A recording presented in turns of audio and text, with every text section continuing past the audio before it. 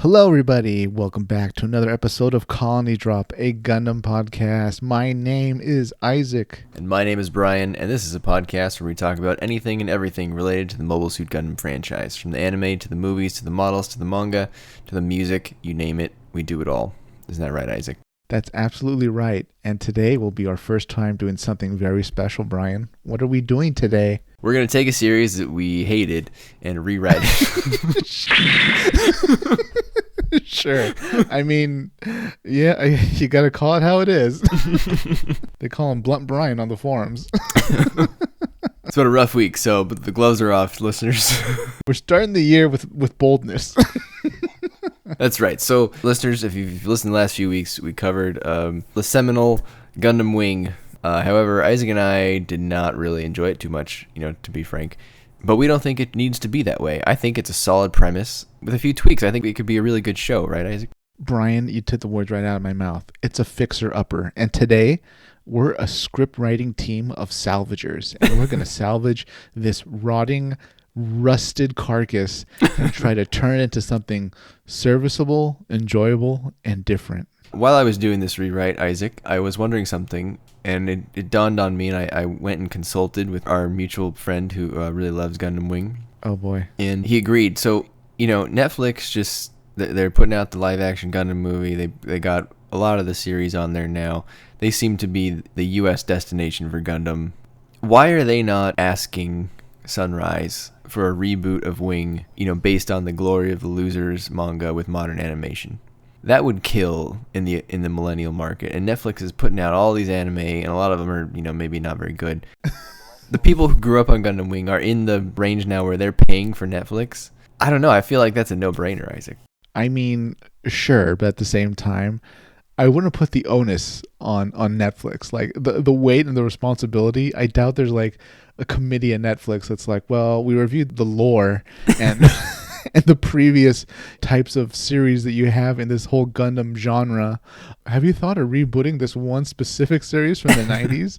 Netflix doesn't care. They're just going to pump out or, stream whatever content Sunrise gives them and, call it a day. Whatever they get on their platform, they know the Gundam fans will go there, especially since their numbers just are monolithic compared to like Funimation or any other streaming platform. Yeah, I don't know. I think it's someone's job over there to look into new anime, and this one seems like a slam dunk to me, but what do I know? I'm just a guy with a microphone. You're more than that, Brian, because today you're going to tell us your rewrite for Gundam Wing, and if there's time, Gundam Wing Endless Waltz. All right, who should go first, Isaac? You want me to go first? I would love for you to go first. All right, so here we go. I got 5 pages written about this bad boy, so let's see how far we get. Pages? He did it by hand, folks. You hear that? Was it in cursive too? No, but I actually recently just wrote in cursive again.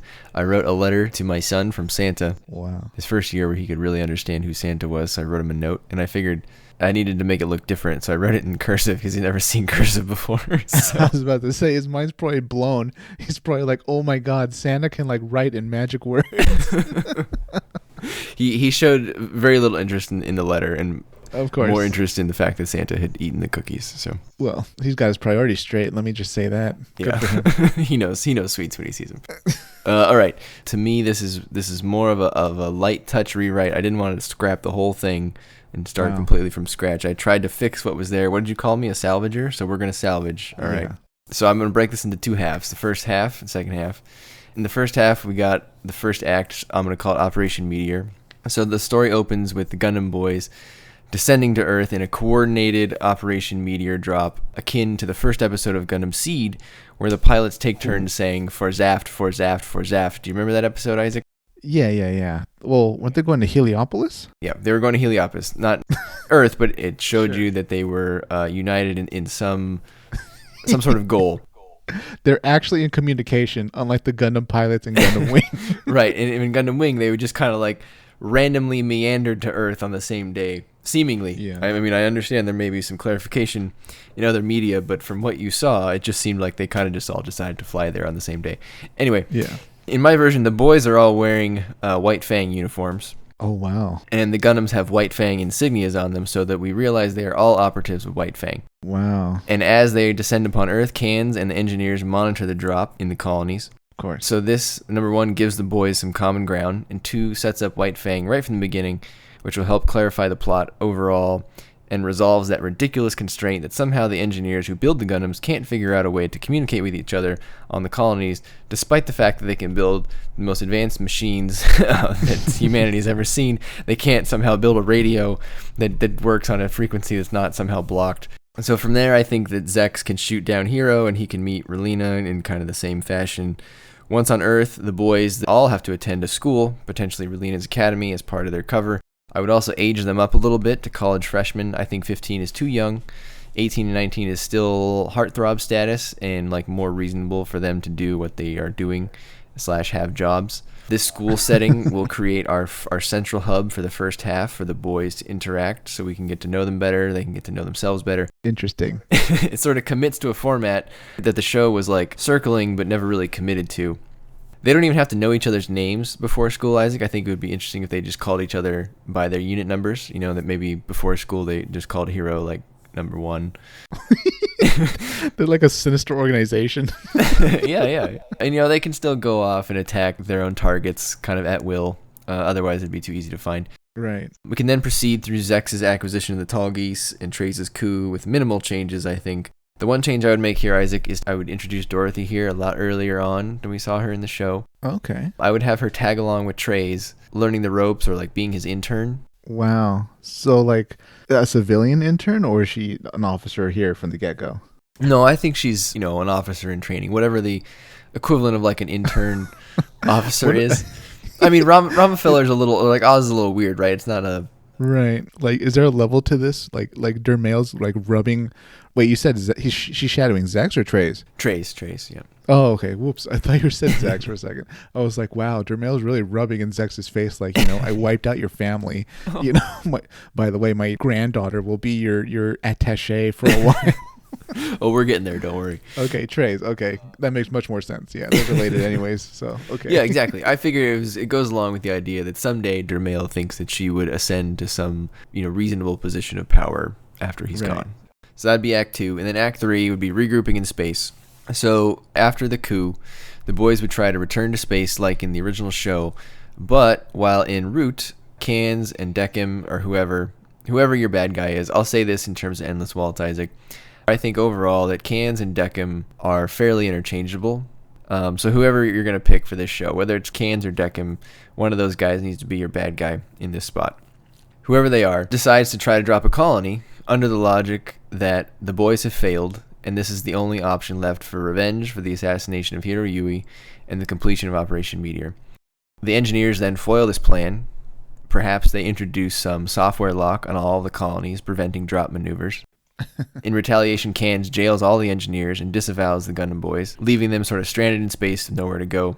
Oz then brokers peace, and Cans accepts while he figures out how to get around the colony drop lock and or make new Gundams or some other type of weapon.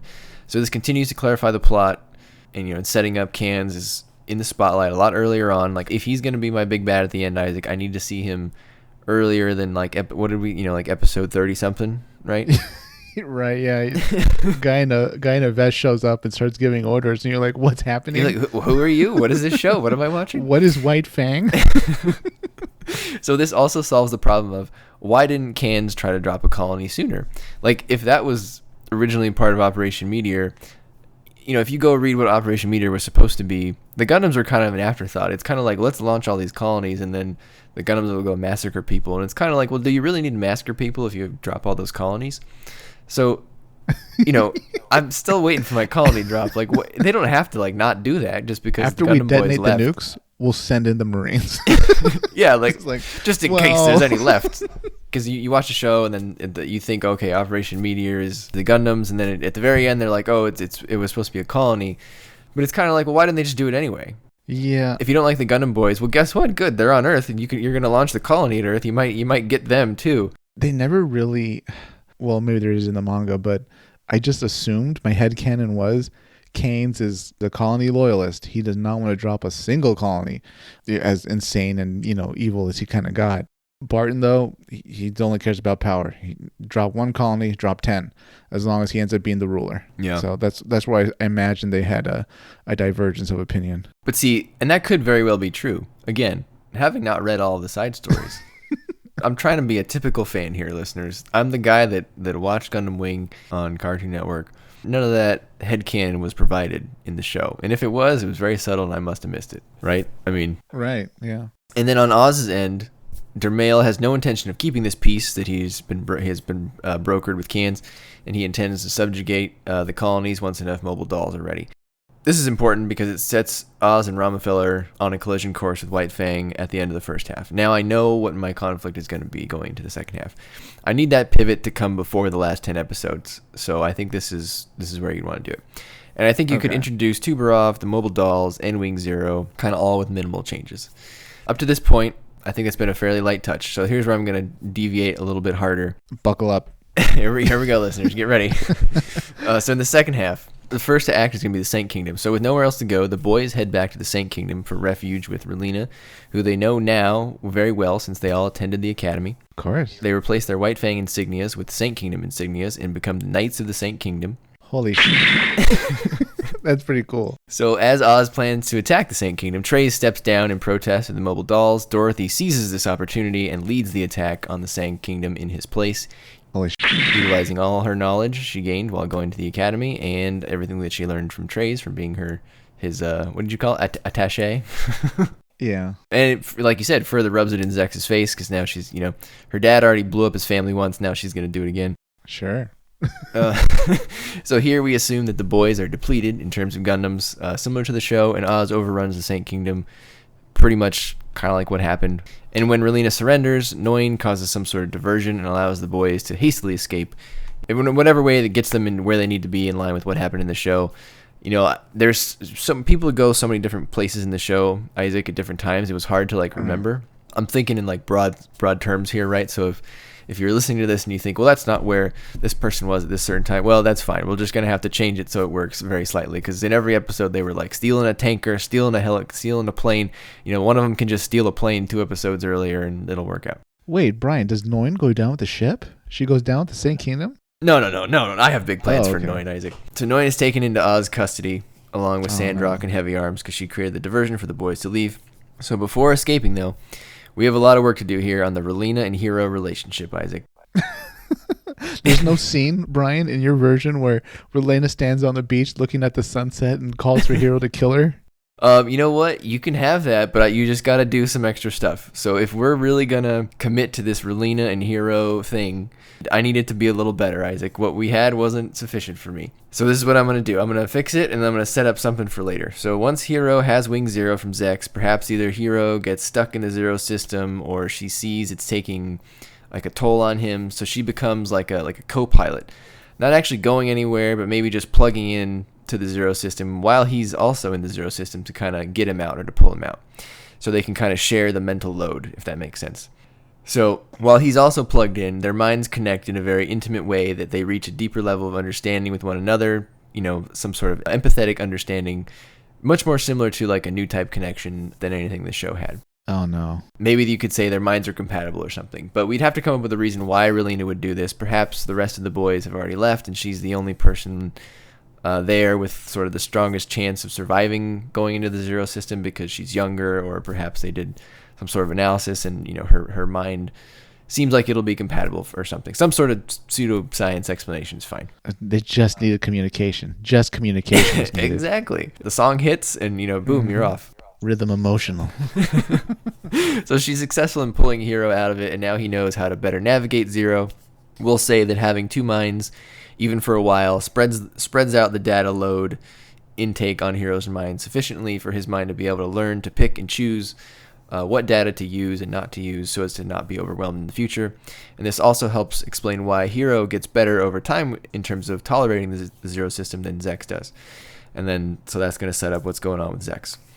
So then Act 2, we're going to get to the moon, Isaac. So remember in the moon, we were upset that not too much happened on the moon in the show, despite the freaking mobile doll factory being on the moon. The massive size of the moon, yeah. Probably the biggest military asset in the whole show.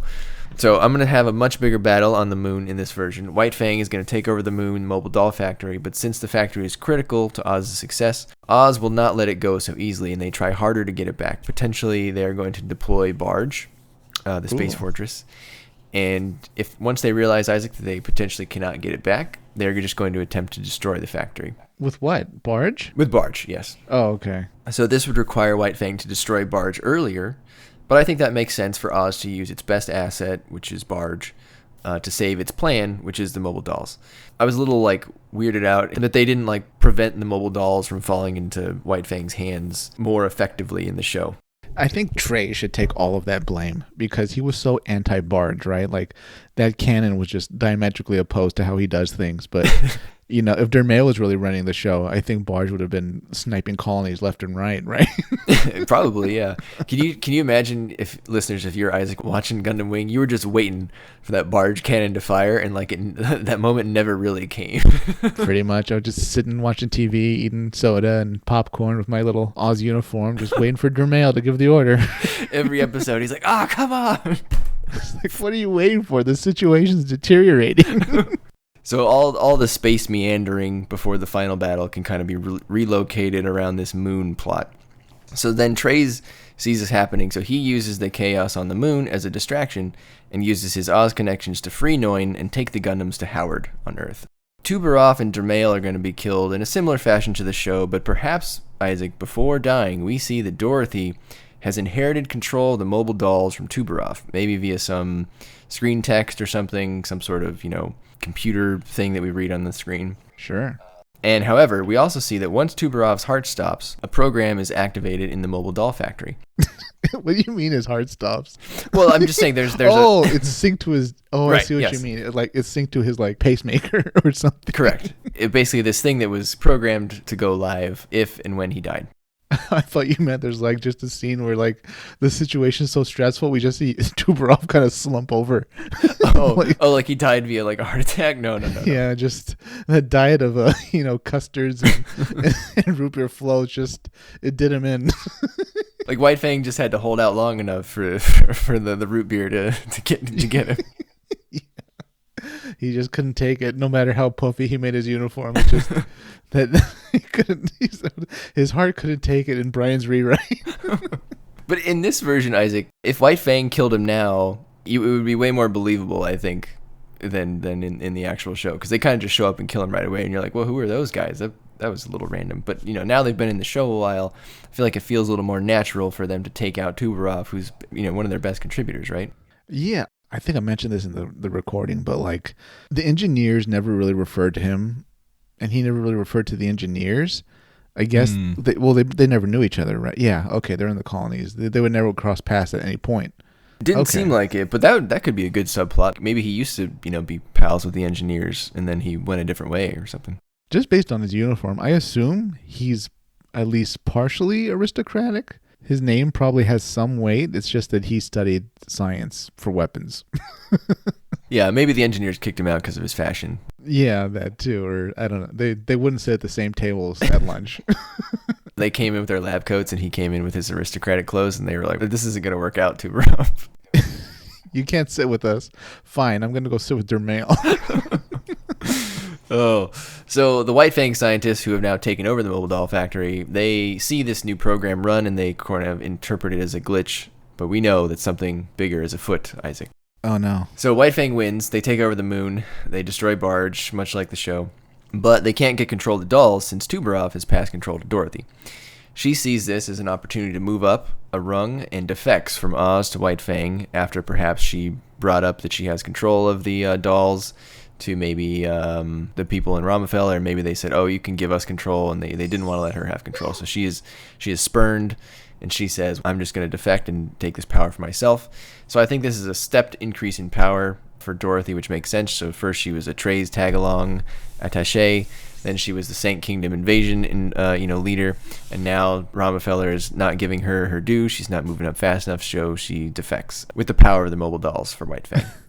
Wow, can I ask, at this point in your rewrite, how many dolls does she have compared to the Ramafeller kind of run-of-the-mill units? I would imagine it's basically the same as when White Fang took it over in the show. So she's got the Virgos on the verge of the Virgo too. So pretty sizable. Yeah. Because when Tuberov died, he was like pumping those things out, right? They were like max capacity. Yeah. There were a lot of shocked faces at Ramaphila headquarters when they saw her packing up and going to space. Yes, exactly. All right, Isaac. So now we're getting into Act 3, the final battle. So White Fang, led by Zechs, versus Oz, led by Treize, versus the Saint Kingdom, which is essentially the Gundam Boys at this point. So now with their male dead, Tuberov dead, and Dorothy gone, Treize comes back, much like he did in the show, to lead Oz. And while he ousts Relena, he allows Relena to leave with Noin and Howard in secret, and I guess they can take Sally too.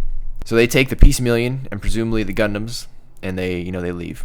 Cans offers Zechs the ability to lead White Fang like the show, but now we see that Zechs is spending more time in Epion, and it's having a worse and worse effect on him.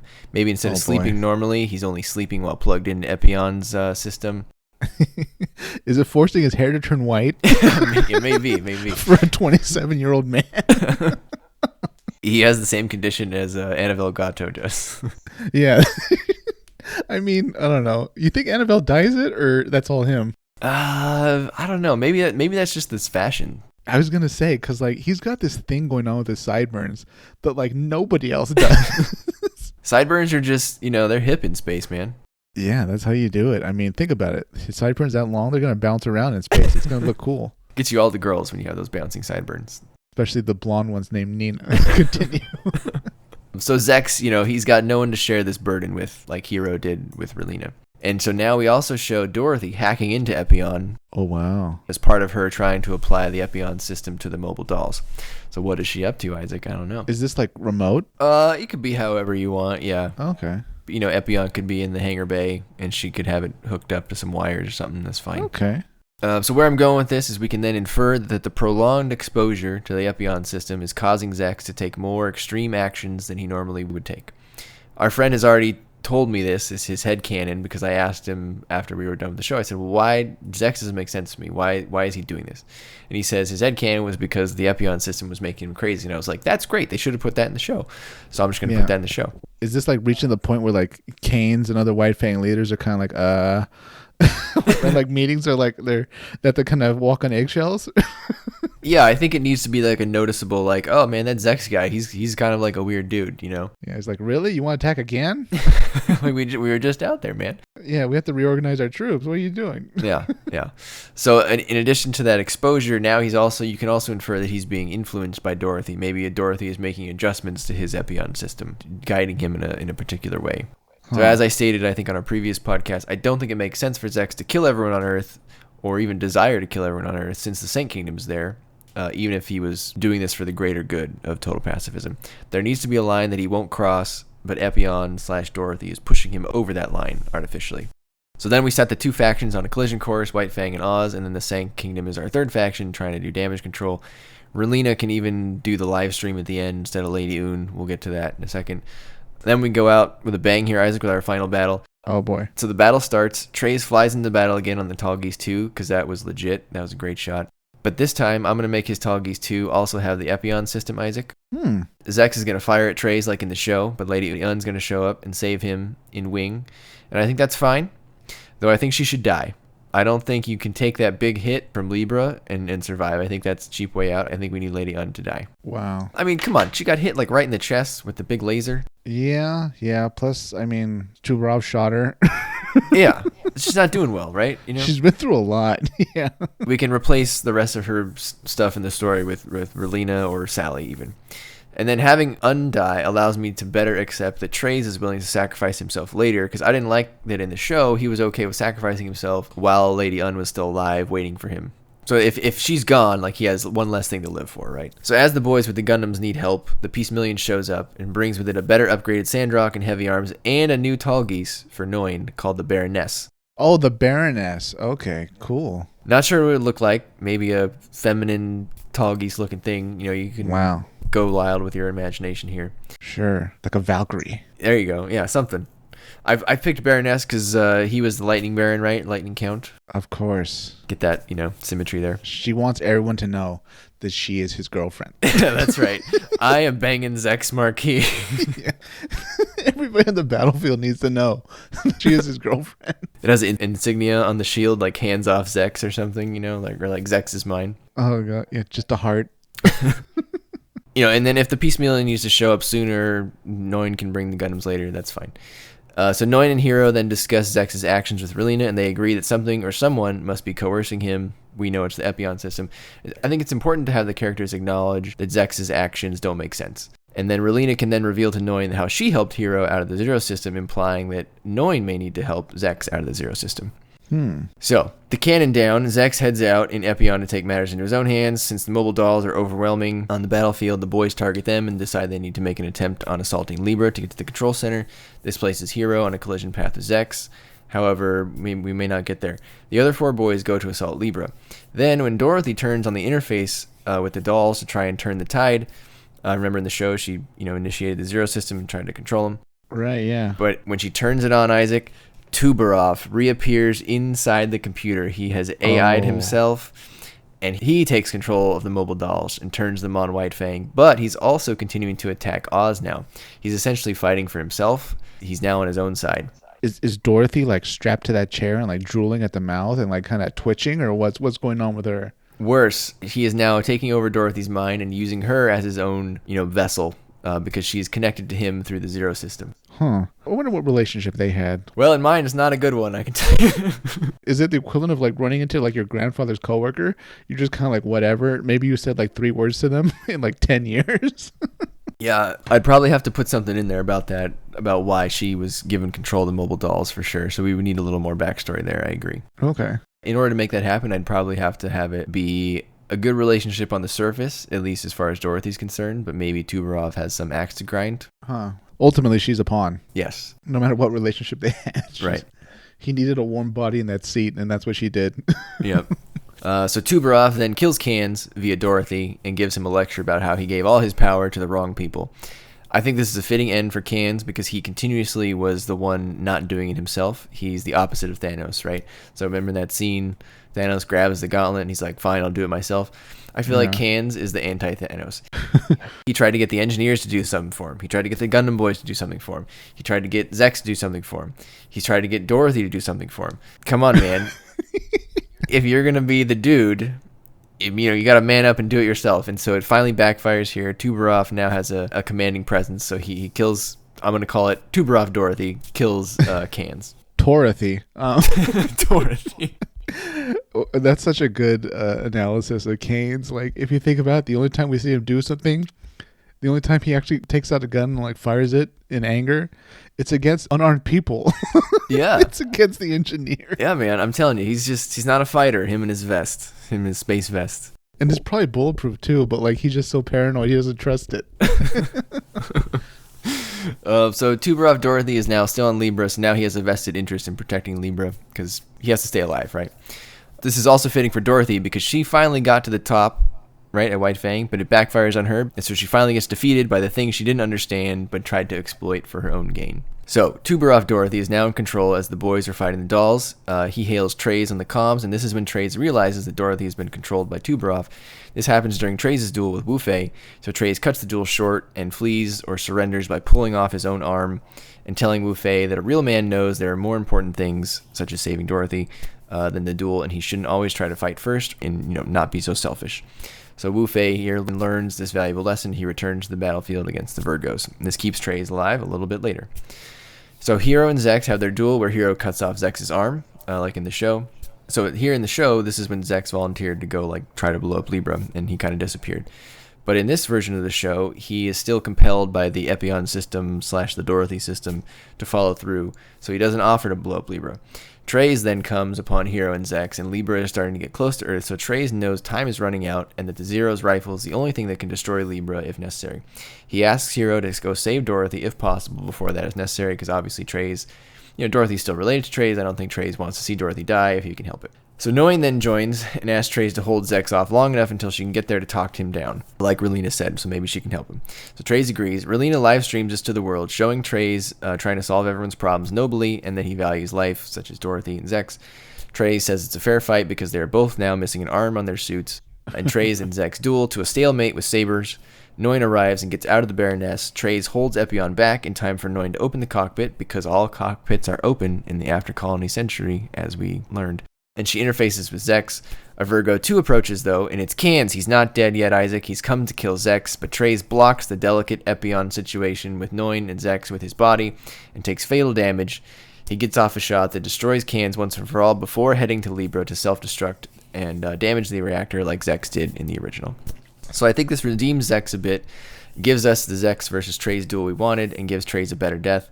A Tallgeese versus Epion gives us a corrupted Zechs and Epion fighting the purer version of himself that he used to be, which is Treize and the Tallgeese.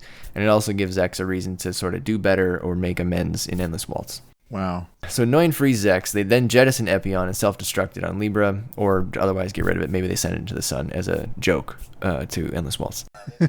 And then flee in the Baroness. Once Libra's reactor is hit, the Tuberoff Dorothy takes off in a mobile armor, Isaac.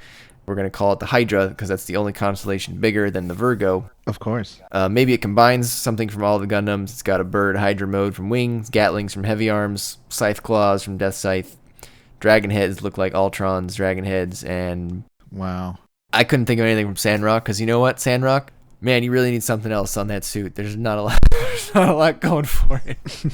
The Gundam Boys team up to defeat it with a knockdown, drag-out duel where they all use the Zero system and they take orders from Hero. They finally have it restrained, and then maybe they cut off all of its heads one by one, with Hero ready to take the shot and finish it off, which would mean killing Dorothy. When Relina interfaces with the dolls from onboard Libra, she has experience now from going into the Zero system with Hero, so she goes in to try to save Dorothy. And in this sort of zero system state, or like realm, whatever you want to call it, she shakes Tuberoff off. But then, surprisingly, Dorothy attacks her, because Dorothy is ashamed that, that Relina had to come to her rescue. But Relina lets Dorothy beat her up until Dorothy admits, that she's, basically a monster and wrong about everything, and gives in. The dolls fall, no longer being controlled by Dorothy, and Hero decides not to take the shot, which goes along with the series theme of total pacifism. He says mission complete, and then the boys go and they tear apart Libra so that it can burn up during re-entry, and it appears they all go down with Libra, allowing them to be, quote, dead to the world and go out as heroes. Wow. And there you go. That's my Gundam. I'm going to call it Gundam Meteor. I'm not going to call it Gundam Wing, because that's a weird title. Wow. So, does it end with Relena becoming the leader? Or just a nebulous peace descends? Yeah, well, everyone else is pretty much dead. Maybe she doesn't have to be a leader. I don't know. I would assume she would hand it over to some democratized system, right? I like how Kane's got a customized Virgo with a cockpit just for him. And it has a blue vest. It's like painted with a vest. So you're able to identify him. Coming to Premium Bandai, the Cans version of the Virgo with a vest. You definitely had a superior ending to the original. And I definitely like how you cut out a lot of the filler while at the same time making the school like really appropriate and actually work. And making them communicate from day one, so that wasn't all that nonsense of like looking for each other. And really, the only two that met each other and got along were Trilla and Catra. Yeah. Oh yeah, and then in my version, they totally like hook up and get together. Oh, it's just so blatant, right? Yeah. How's that work though? Like, there's a knock on their door and like, hey, we're having a meeting, and they're like, we're gonna need 20 minutes. I don't know. I'll have to hire a lot of consultants to get that scene right. All right, that's a good idea. You want to go into your Endless Waltz? I didn't do an Endless Waltz because I thought that, again, Cans and Deckham were sort of interchangeable. But if I was going to do Endless Waltz, Isaac, I would do something similar to what I did in our episode, is that I would make Marimea the actual daughter of Treize and Lady Un, both of whom are now dead in my version. And it was just something that Un didn't know about. They took her away from one of Un's personalities that never resurfaced. And I would also give Barton more. He'd have to have something better than serpents.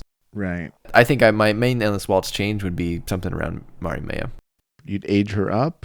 You'd kind of double down on the whole she's replaceable and there's like multiple Marimeas, or what? I think I would go the opposite way. In my version, she'd really be a Kushrenata. Oh, wow. You don't need her to be replaceable. I think I would maybe cut Barton out and maybe make, I don't know. Yeah. Or Barton's the puppet and she's actually, gung-ho about ruling the world. Yeah, something like that. Okay. So overall, my goals with this fix were I wanted to fix the Gundam Boys' lack of togetherness / commit to a format. 2, make Hero and Relina a little bit better in terms of a believable relationship via the Zero system, right? They reached that point of understanding. I just wanted a better clarification on the plot throughout the show. If we're going to do White Fang versus Oz, then let's do White Fang versus Oz. I wanted to give Noin a Gundam or Gundam equivalent, so I gave her the Baroness. I wanted to justify Zechs' actions at the end. I wanted to give us a Treize versus Zechs duel, which we didn't get in the show. I wanted Treize to have a better death than what he did in the show. I thought it was a little anticlimactic.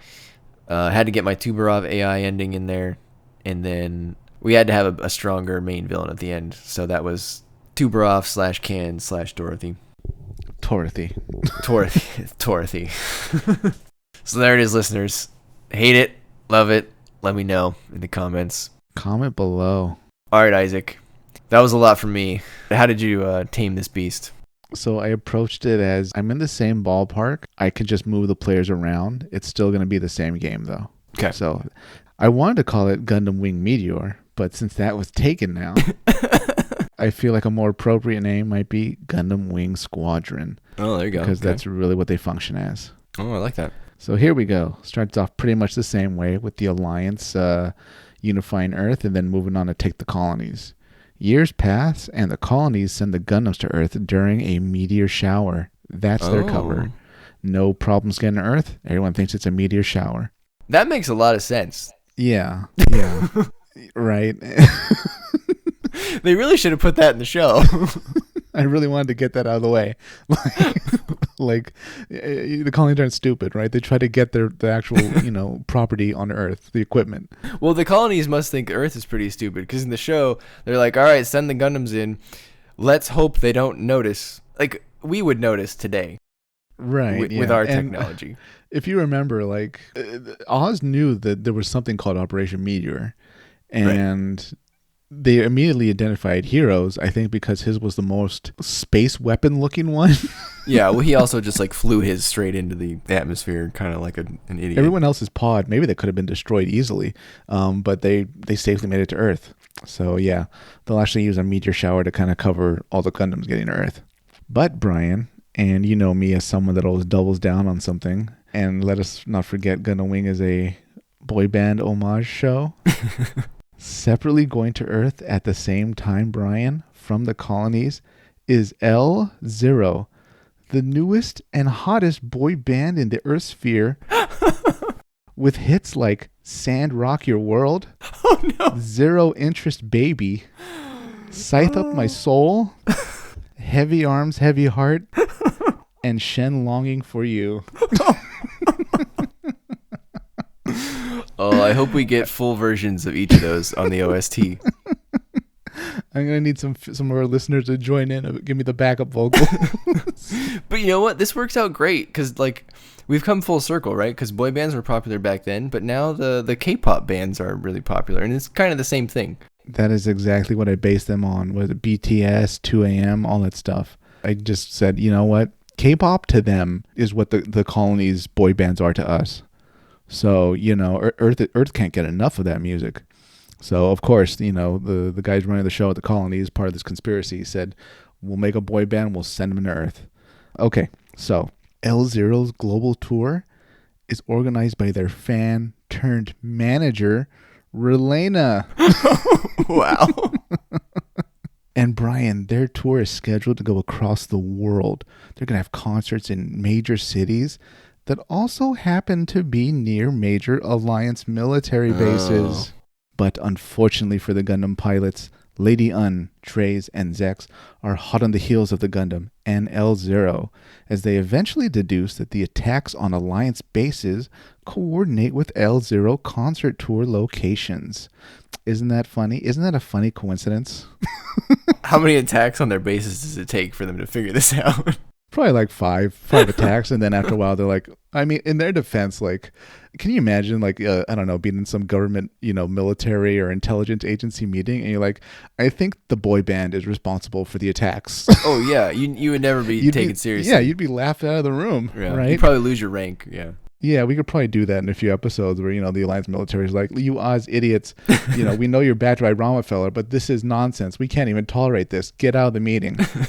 I was thinking we kind of 0079 this part of it, right? Where first they fight like a small military base, and then, one that's a little bit bigger, and then a medium size, and so on. But along the way, they're fighting, different Alliance officers. They have like their own little experimental mobile suits, Ace custom mobile suits. There's different Alliance aces they fight.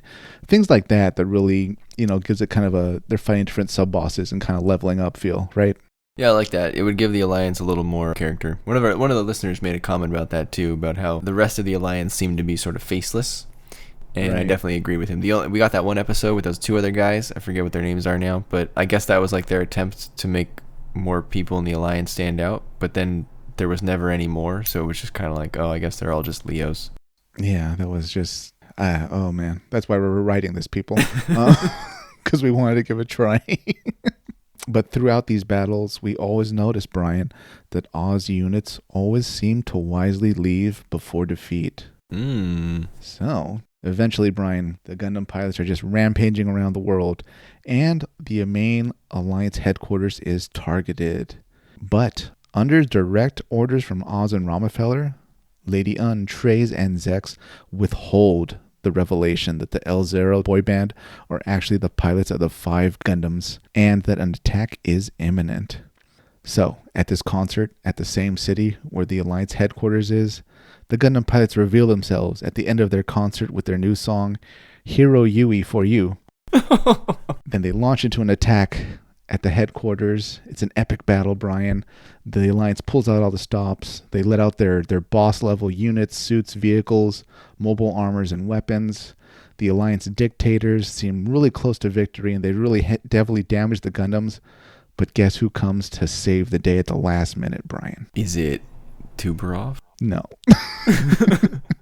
Rockefeller and Oz units attack, led by Treize and Zechs.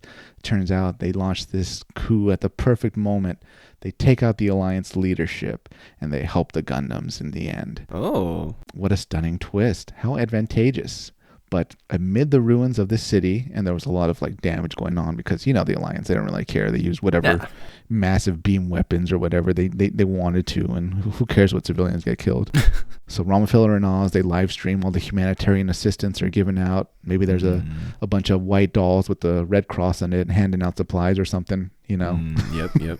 Rockefeller and Oz, they declare themselves the new government, and they set out going around the world, helping all the ruined cities and battlefields that the Gundam left in their wake.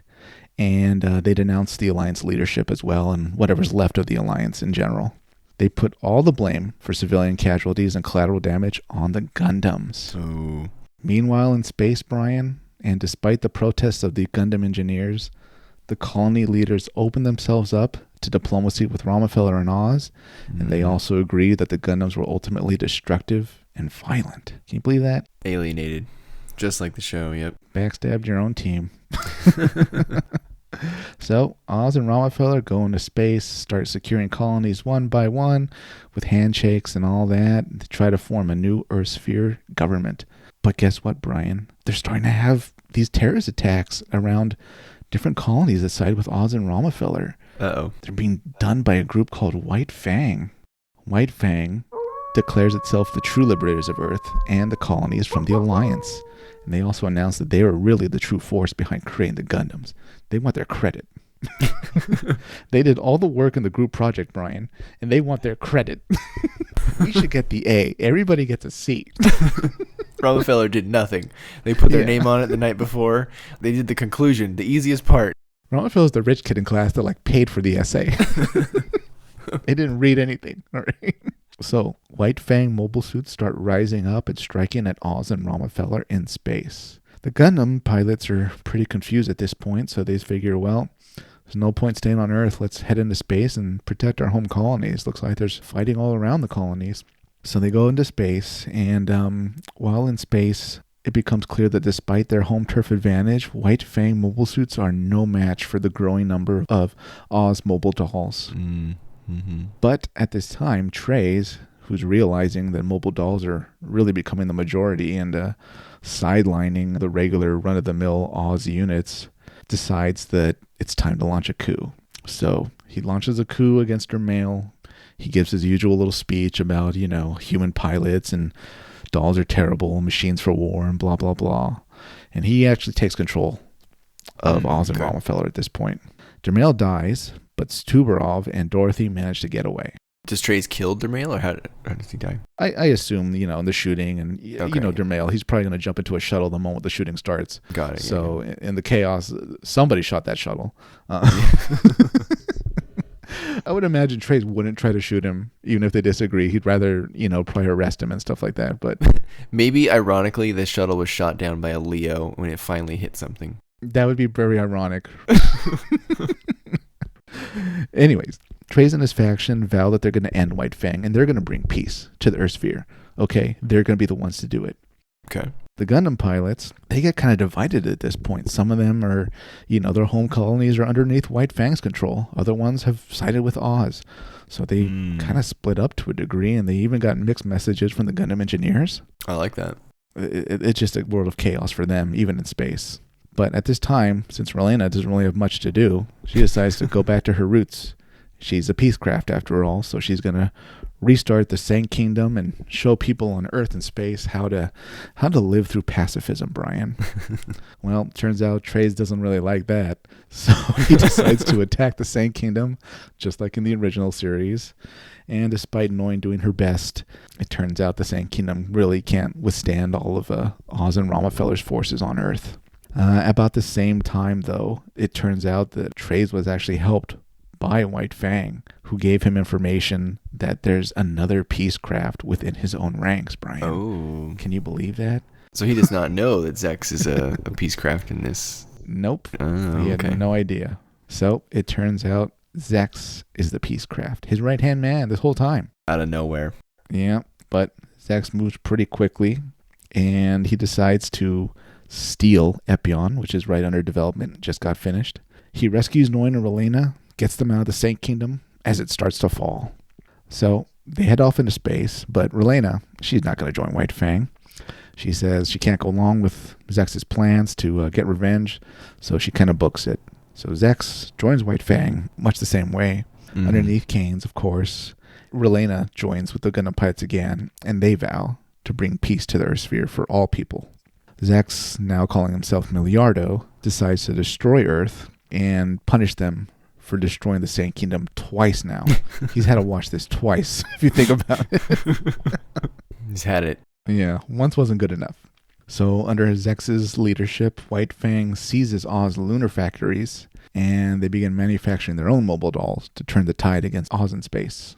The Gundam pilots briefly join White Fang's side because some officers at Barge decide to do what should have been done, and they destroy a lot of White Fang mobile dolls, but at the same time also destroy some colonies. Oh, with the cannon?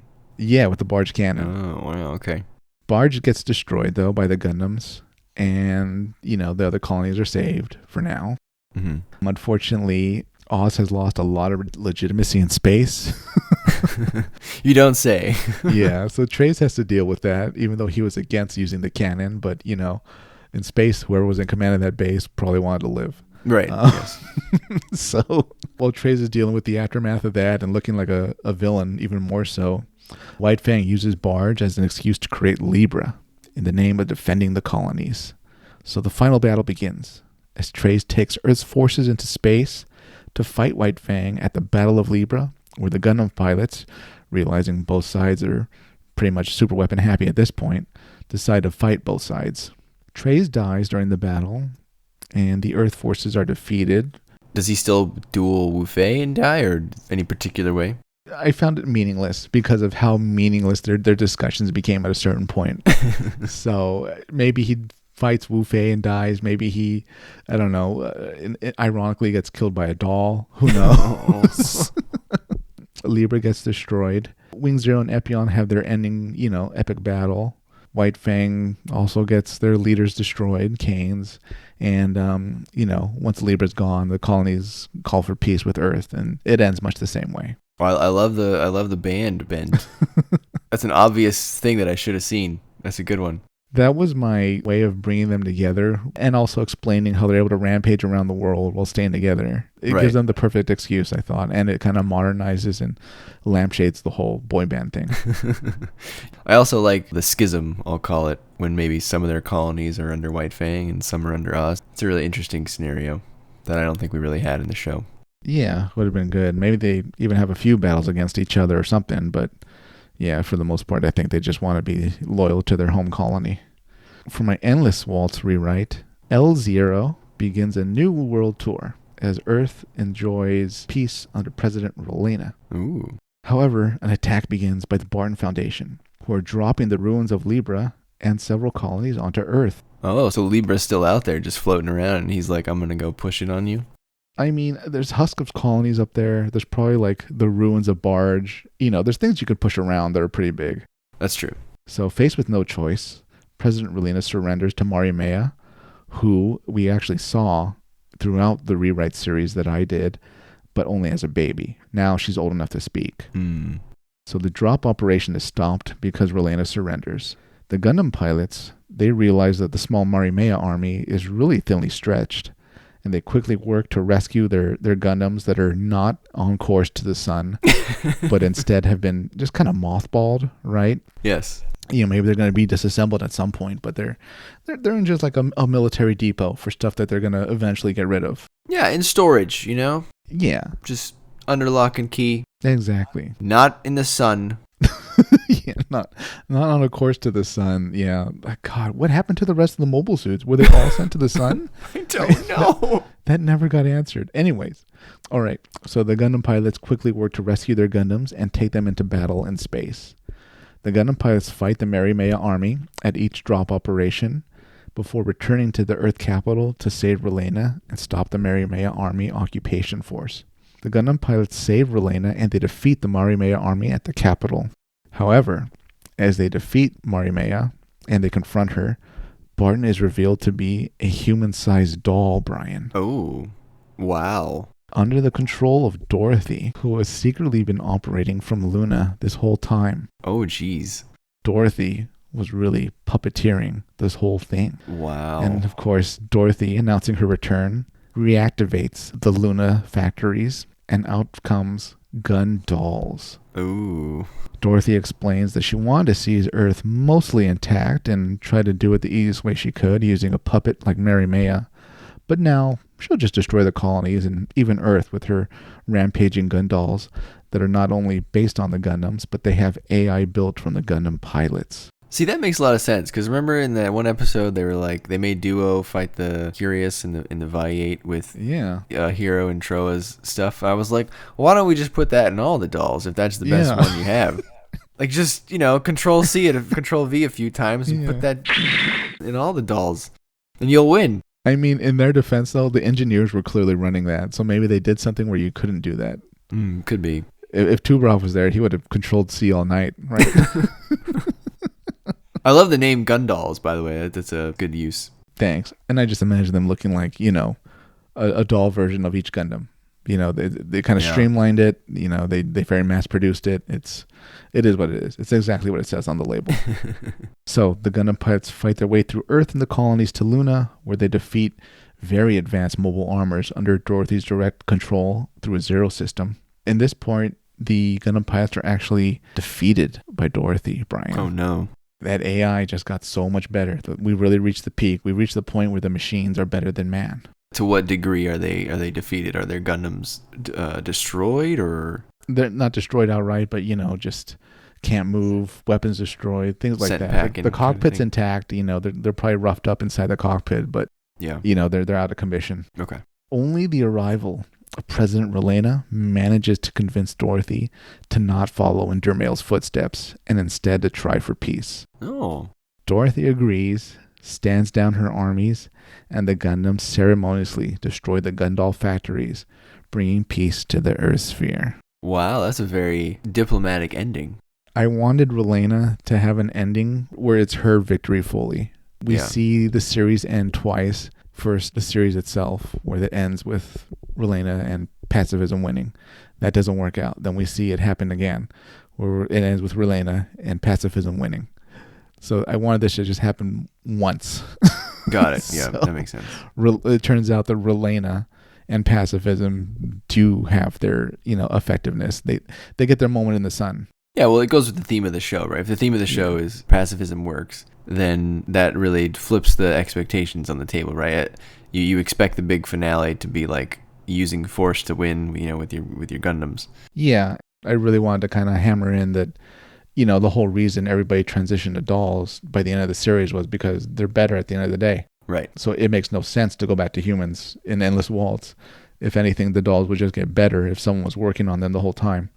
So yeah, absolutely. That's why Dorothy shows up and the dolls win. They defeat the Gundams, which were kind of built for the previous war and not this current war. So yeah, which makes total sense, because you think that if you were to have an Endless Waltz and Barton was to pick up where Can's left off, wouldn't he be like, all right, let's boot up the doll program and make it a little better, not start from scratch and put these guys in serpents? Yeah, at the same time, though, he was really relying on all those Treize troops. So true, they're very anti-doll. Yeah, I don't know. He could do both.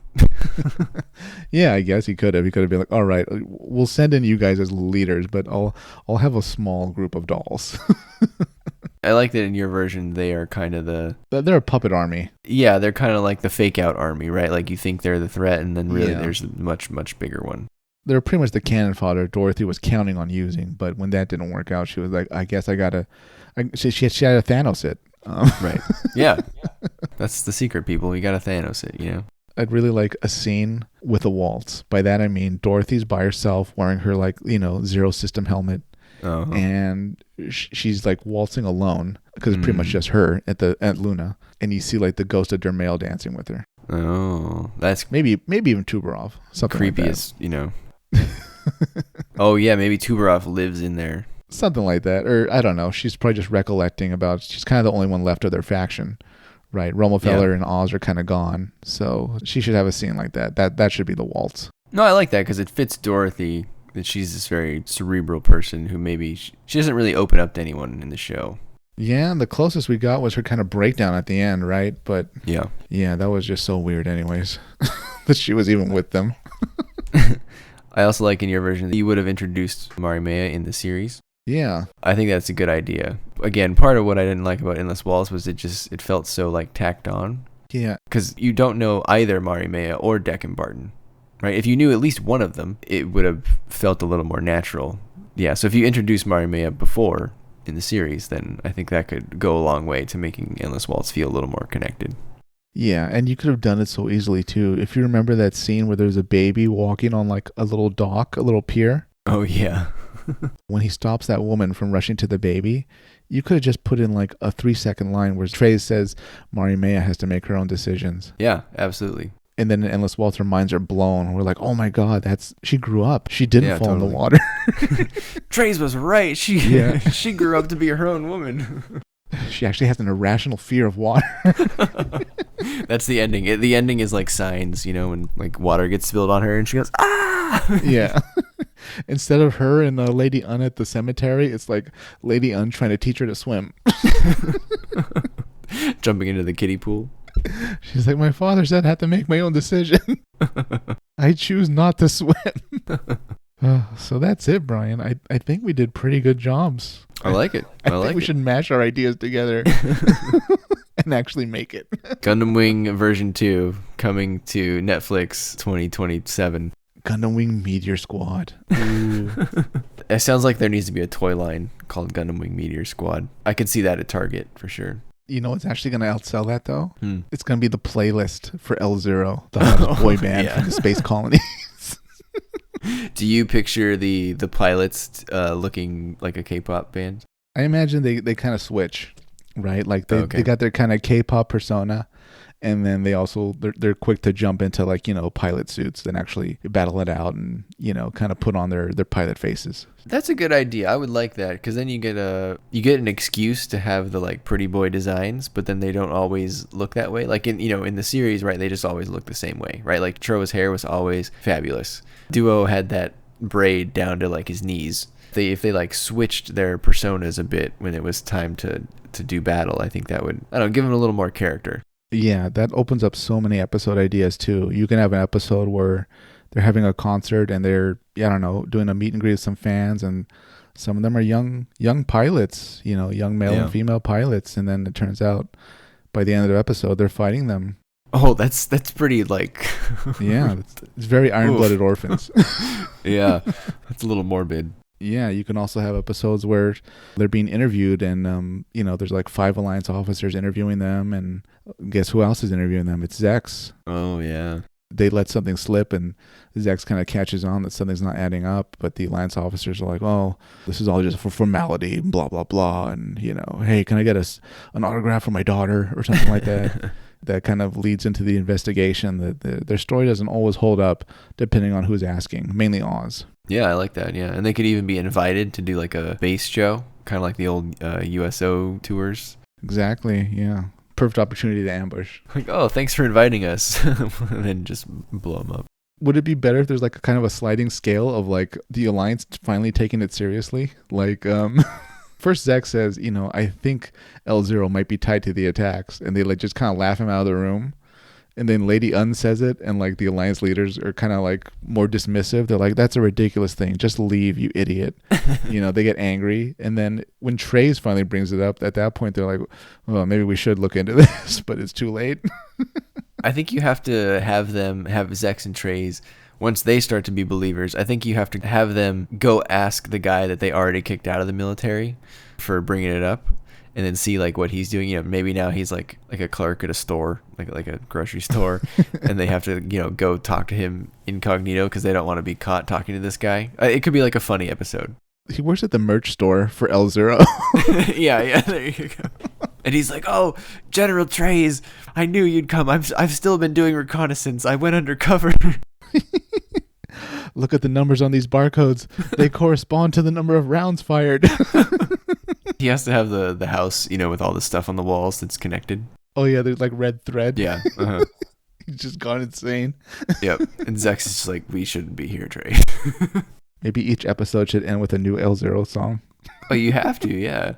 Yeah, I want you to make a full, 2-disc L0 playlist. It'd be cool if they made songs that like referenced Ramafeller and Oz and stuff like that, the Alliance, right? Like, oh, yeah. Kind of like colony protest in a way. Yeah. Ramafeller's a good word, too. You could definitely make something out of that. Ramafeller, like, tell her it's Ramafeller. I don't know. So. He's loaded with cash, and that's how you know he's a Ramafeller. The possibilities are there. It's endless, Brian. Oh, so listeners, those are our Gundam Wing rewrites. Let us know your thoughts. Love it, hate it, somewhere in between. What are your ideas? How would you rewrite Gundam Wing? From start to finish. Would you leave it the same? Would you do a heavy rewrite? Would you scrap it? Would you do a light touch? And most of all, send Isaac your L0 song ideas and song titles. And lyrics if he wrote them. And if you want to perform them, that's fine too. Yeah, just be sure to send a link to your YouTube video. Yeah, here's the deal, listeners. If you send in an L0 song with lyrics, Isaac will sing it for you on the air. I don't know when, but it will be sung. We'll duet it someday. We'll harmonize it when we make the album. But yeah, don't forget. Also, if you want to do an Endless Waltz rewrite, you're welcome to do that too. Take us away, Isaac. Don't forget to like, comment, subscribe. Before you go to bed tonight, stand next to your bed. Put your hands together. Get on your knees. Look up at the ceiling and hail the Ramafeller Foundation. You asked me to go out, and I said maybe. But guess what? I got zero interest, baby. Good night, everybody.